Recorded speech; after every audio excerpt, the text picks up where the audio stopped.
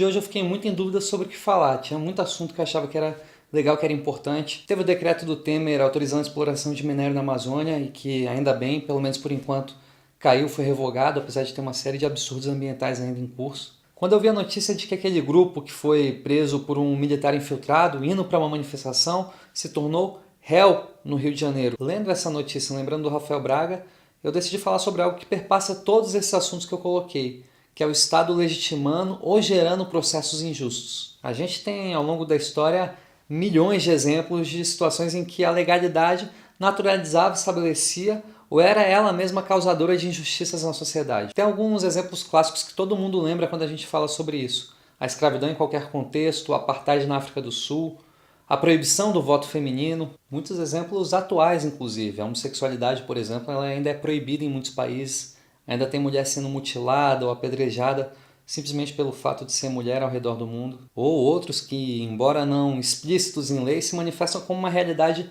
prática, uma realidade social estabelecida, como a predisposição do Estado brasileiro em matar e encarcerar jovens negros, por exemplo. Em muitas dessas situações a gente fica com um dilema ético profundo, afinal de contas a gente foi educado e aprendeu que ser digno é cumprir as leis, estar de acordo com as normas. Mas o que fazer quando a obediência às normas, à lei, ao Estado, é justamente o fator de indignidade, de injustiça humana? O que fazer quando um representante legal e uma autoridade do Estado, como um policial militar, por exemplo, pega um trabalhador como marido na sua casa e leva para nunca mais ser revisto pela família? O que fazer quando uma classe política muda a constituição do país, direitos, muda a dinâmica de organização da sociedade, sem passar por nenhuma instância democrática, ainda que essas decisões afetem toda a população? Esse dilema ele não é inventado por mim, ou pelo seu vizinho, ou por quem quer que seja.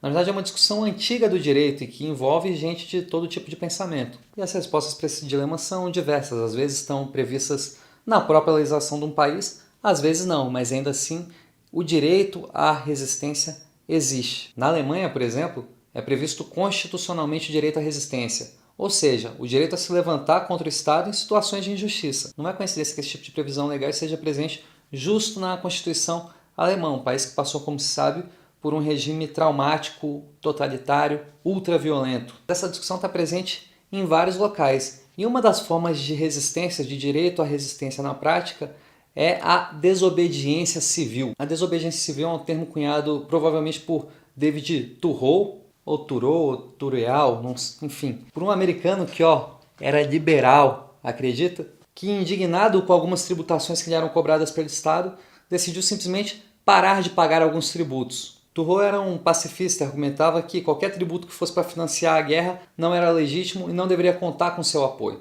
Então ele pagava assim os tributos que fossem revertidos para a educação, para a saúde, para a melhoria da infraestrutura da sua comunidade, mas se negava veementemente a pagar qualquer tributo que servisse para fins de guerra. Outro exemplo atual que eu acho super legal aconteceu recentemente no Oriente Médio, na guerra entre Israel e Palestina.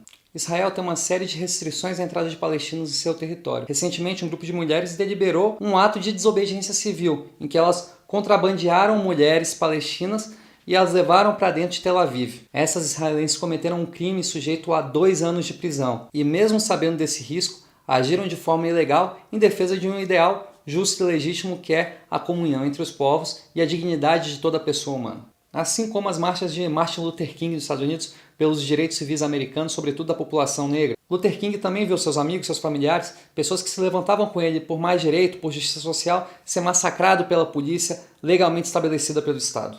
O último grande exemplo da história recente é Nelson Mandela na África do Sul, onde, por se negar a aceitar um regime de apartheid que segregava brancos e negros, foi duramente reprimido, passou anos, décadas na cadeia, encarcerado como um criminoso condenado. Todas essas figuras tinham como ponto comum a reivindicação da desobediência civil e o uso de métodos não violentos, o que não significa que por vezes não houvesse danos ao patrimônio, só significa que eles tinham como um princípio fundamental não agir com violência contra outras pessoas. Isso também não significa, lógico, que essas outras pessoas não agiam de forma violenta contra eles mesmos. Está achando esses exemplos muito distantes? Então vamos pensar um pouco no que o país tem vivido recentemente e as formas de resistência que a população tem encontrado? Quando a gente vê uma ocupação secundarista, por exemplo, quando estudantes secundaristas ocupam uma escola contra a reforma do ensino médio ou em defesa da educação pública, isso é um ato de desobediência civil. É uma ação direta de afronta, de resistência, de transgressão ao Estado, mas em defesa de pautas e de direitos legítimos e justos, inclusive previstos constitucionalmente. E para quem considera que isso é uma pauta de, sei lá, de esquerdalha, de comunista,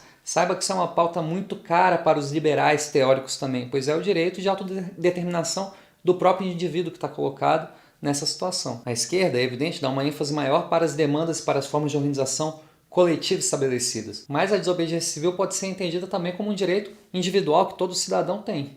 Afinal de contas, o autoritarismo é a falta de possibilidade de se questionar a autoridade. Então cuidado antes de partir do pressuposto de que se uma autoridade está agindo, ela necessariamente está com a razão.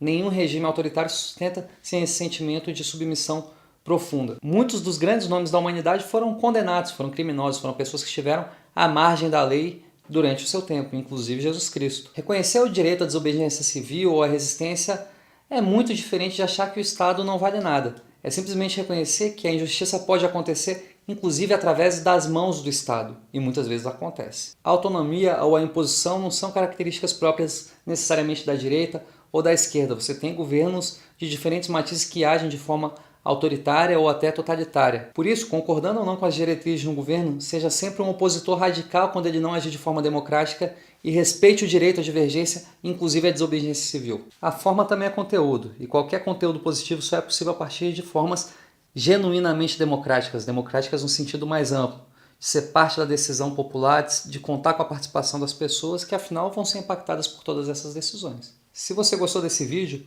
curte, compartilha, manda para o WhatsApp para o amigo, para a amiga e deixa um comentário com sugestões também de novos temas, de novas abordagens para a gente seguir tocando esse trabalho.